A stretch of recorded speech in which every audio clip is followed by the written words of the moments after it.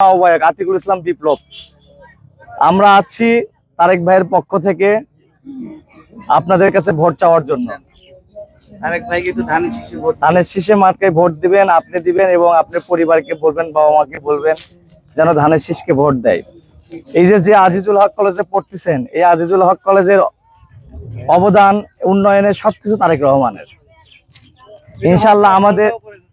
ইনশাল্লাহ তারেক রহমান এখান থেকে এমপি হবেন, হওয়ার পরে আল্লাহ যদি তাকে সম্মানিত করেন, উনি প্রধানমন্ত্রী হলে এখানে আরো অনেক উন্নয়নের কর্মকাণ্ড হবে।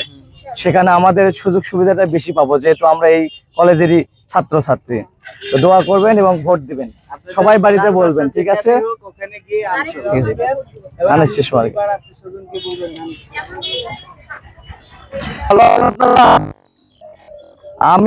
আমি আজিজুল হক কলেজ ছাত্রদলের সিনিয়র যুগ্ম আহ্বায়ক। ভালো আছেন আপনারা? আমরা এসেছি তারেক রহমানের পক্ষ থেকে ধানের শীষ মার্কায় ভোট চাইতে। আপনাদের বাসা তো বগুড়ায়, সমস্যা নাই, বাইরে হলেও সমস্যা নাই, যেখানে আছে সেখানে ধানের শীষে ভোট দিবেন, ঠিক আছে না? ভোট দিবেন এবং দোয়া করবেন।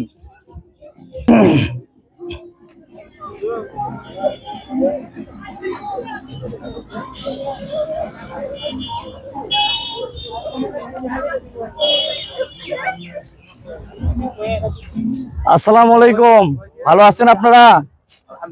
আমি কলেজ ছাত্র দলের সিনিয়র যুগ্ম আহ্বায়ক আতিক। আমরা আছি তারেক রহমানের পক্ষ থেকে আপনাদের কাছে ভোট প্রার্থনা করার জন্য।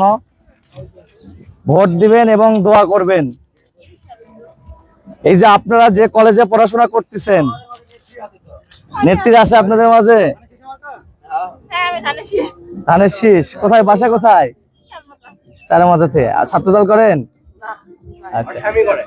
আচ্ছা, এই যে যেখানে আপনারা বসে আছেন, এই যে দুইটা হল, এই দুইটা কিন্তু তারেক রহমানের অবদানে করা।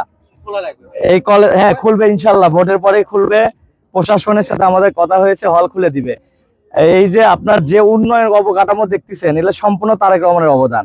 শুধু তাই না, এখানে প্রাইভেট ভাবে কয়েকটা সাবজেক্টও তারেক ভাই করে দিছে, যেন এখানে পড়াশোনা করতে পারে। ইনশাল্লাহ উনি বাংলাদেশের প্রধানমন্ত্রী হলে সর্বোচ্চ উন্নয়ন হবে কিন্তু এই কলেজে।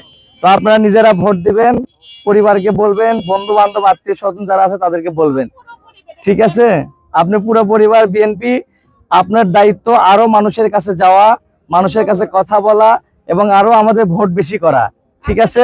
কোন সাবজেক্টে পড়েন আপনি? হিস্ট্রিতে পড়েন না? ঠিক আছে।